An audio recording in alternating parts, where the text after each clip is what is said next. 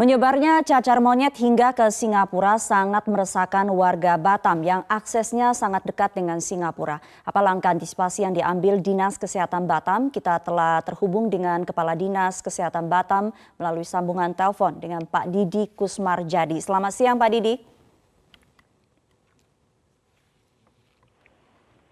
Selamat siang Pak Didi. Ya, Pak Didi. Sejauh ini apa saja langkah yang sudah diambil oleh Dinas Kesehatan untuk mengantisipasi masuknya virus monkeypox ini, Pak? Ya, langkah pertama kemarin waktu kita dapat berita dari Singapura ada penderita itu, kita langsung berkoordinasi dengan kantor kesehatan pelabuhan sebagai pintu awal orang luar masuk. Dan mereka juga sudah menyiagakan thermal detector di pelabuhan-pelabuhan internasional yang ada di Kota Batam. Ada 4 pelabuhan internasional yang laut gitu, dan 1 pelabuhan udara. Jadi kita mensiagakan di pintu-pintu masuk itu. Kemudian di dalam sendiri di tingkat kota kita mempersiapkan ruang isolasi di Rumah Sakit Embung Fatimah dan di Rumah Sakit Otorita Batam.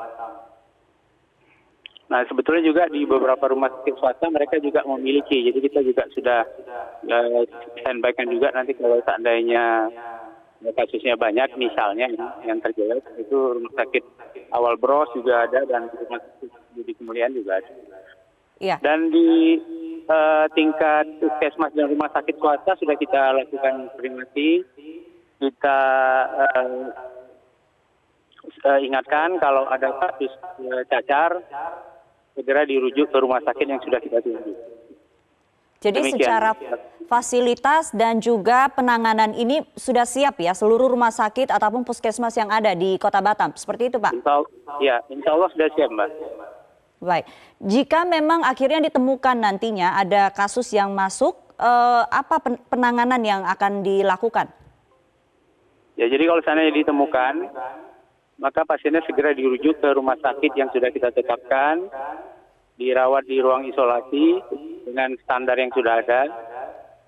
Lalu nanti kita akan berkoordinasi dengan BTKL untuk mengambil spesimennya. Ya, yang kita ketahui kan spesimennya itu diambil dari kulitnya ya Mbak ya, yang ada lesinya itu. Kemudian nanti akan dikirim ke Litbang di Jakarta, BTKL yang di Jakarta. Jadi perlu tidak ada langkah karantina yang dilakukan seperti yang dilakukan oleh Singapura saat ini?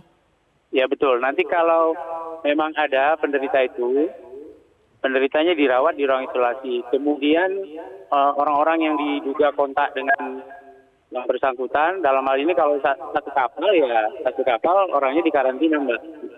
Lebih kurang 2 minggu. Jadi masa inkubasinya itu berapa lama Pak Didi? Kalau inkubasi rata-ratanya itu antara 5 sampai 21 hari, dia bervariasi memang. Jadi apalagi yang perlu diwaspadai oleh warga Pak terkait dengan virus cacar monyet ini Pak?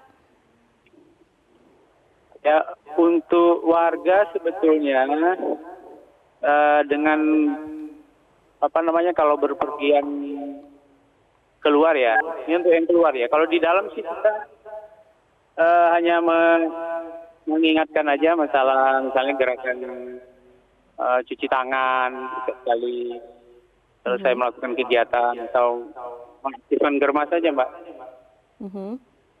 Dan ada himbauan yang disampaikan ke warga? Ya kalau ada yang menderita cacar apapun itu jenisnya, segera saja cari pertolongan ke dokter.